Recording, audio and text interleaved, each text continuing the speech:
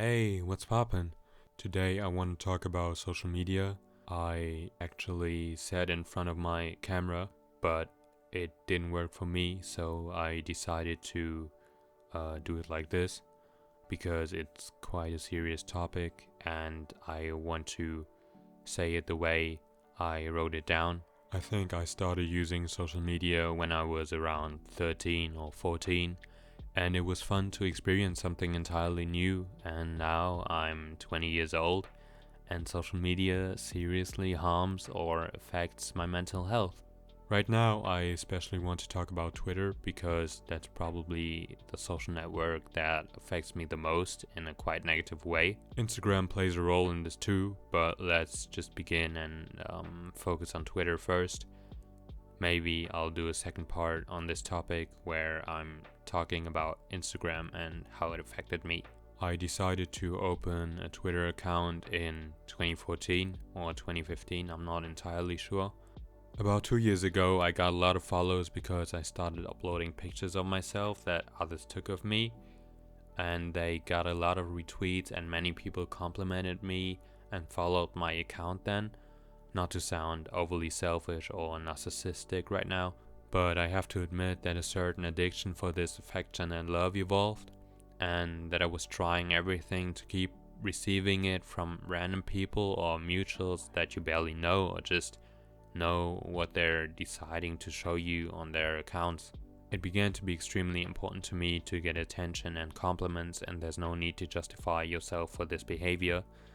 It's just completely normal in my opinion, but I was craving for them so excessively, and when my pictures didn't get as much attention or retweets and comments as I wanted them to get or to have, it made me feel sad and insecure, and I started deleting them or reposting them and did everything possible so more people would see them and interact. I automatically compared myself to others who would get more retweets or more love than I did, which is the worst thing you could ever do, but I couldn't help it at that time. And to be honest, I'm still struggling with it at the moment or to this day. So, as mentioned before, my pictures got less attention, comments, or retweets, or whatever you want to call it. So, I started complimenting others so they would compliment me back, so I feel good about myself again. I mean, complimenting others and making them feel good about themselves is great, and I love doing that, and you should do it as well if you've got the chance or the opportunity for it. But I did it for the wrong reasons. I felt like not being pretty enough, and it got to a point where I even thought that it's because of my skin color.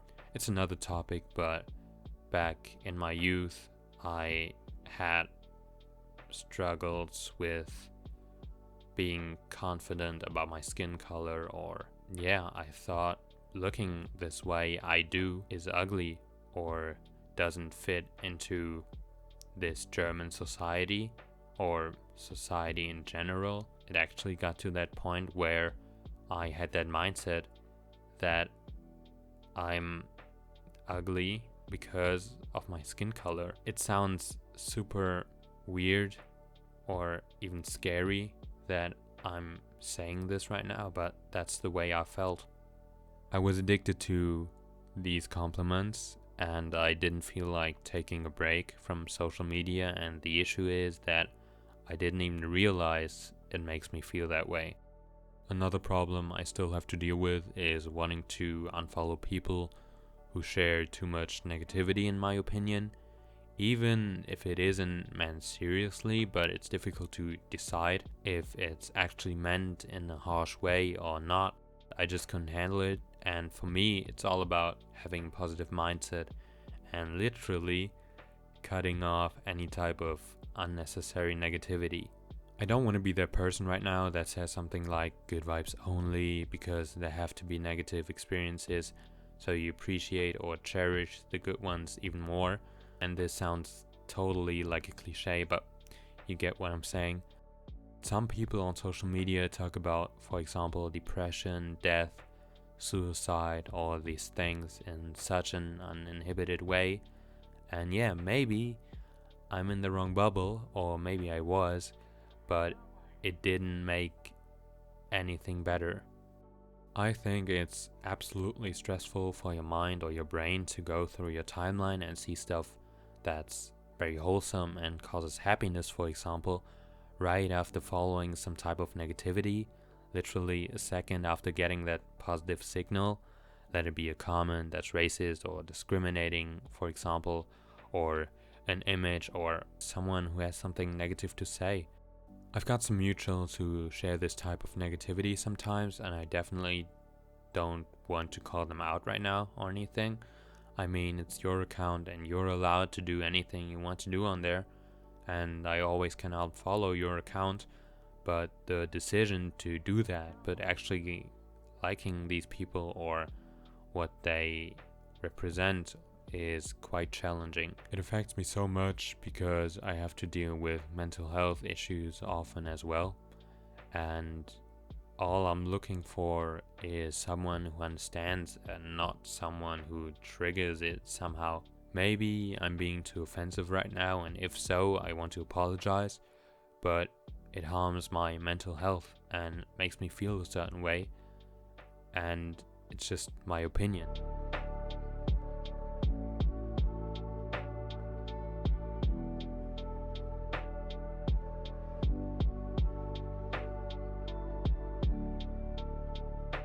I just had to get this out. You don't have to agree with me, but maybe you do and have similar views or similar opinions.